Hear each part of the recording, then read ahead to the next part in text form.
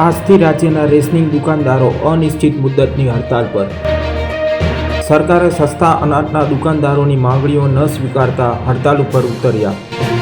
રાજકોટના 700 સહિત રાજ્યના 17,000 રેશનિંગ દુકાનદારો હડતાલમાં જોડાયા છે। રેશનિંગ દુકાનદારોની હડતાલને પગલે રાજ્યના 75 લાખ રેશનિંગ કાર્ડ ધારકોને અસર થઈ છે। રેશનિંગ કાર્ડ ધારકો રહેશે સસ્તા અનાજથી વંચિત।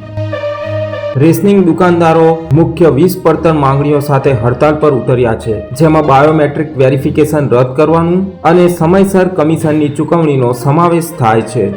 સમગ્ર ગુજરાતની અંદર આજે 17,000 દુકાનદારો જે હડતાલ ઉપર છે, એમાં અમારા બંને એસોસિએશનના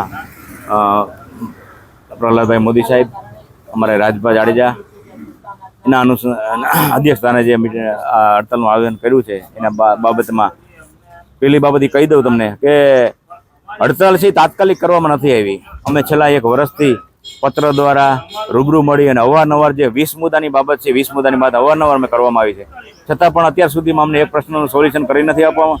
ઉલટાના અમને નવા બીજા પરિપત્ર કરવામાં આવ્યા છે, એટલે અમે તાત્કાલિક હડતાલ કોઈથી કરી નથી।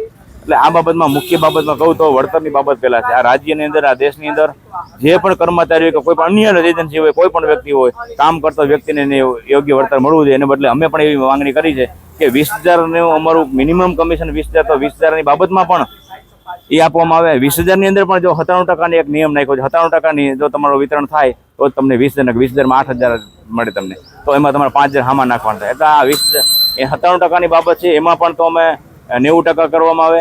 એટલે બીજી બાબત એક છે સમિતિની રચના કરવામાં આવે છે। સમિતિની રચનામાં એવું છે કે 11 જણા તમારે અહીંયા હાજર રાખવાના, તો 11 જણા ક્યાંય હાજર હોય નહીં। એટલે આ પણ આમાં પણ તમને કહી દઉં કે હાજર રાખવાના બદલે તમારે જે કાંઈ ગોડાઉનથી દુકાને જથ્થો ઉતરે એમાં જીપીએસ સિસ્ટમ કરેલી છે, એમાં તમારે ગોડાઉનમાં તમારે એજન્સી છે, એજન્સી દ્વારા જ માલ ઉતારવામાં આવે છે। આ બાબતમાં કોઈ પણ જરૂર નથી। બીજી બાબત કે અમે જે કાંઈ ધંધો રાજ્ય સરકાર દ્વારા કરવામાં આવે છે, રાજ્ય સરકારે એવું કીધું કે આધારે 2થી અંગૂઠા 2થી જ તમારે કામ કરવાનું, ઓફલાઈન કામ નથી, ઓનલાઈન જ કરવાનું, તો ઓનલાઈન જ અમે કામ કરીએ છીએ। મારી દુકાને 200 કટ્ટા માલ આવ્યો તો 200 કટ્ટાનો હિસાબ તમે ઓનલાઈન 1 મિનિટમાં તમે જોઈ શકો છો।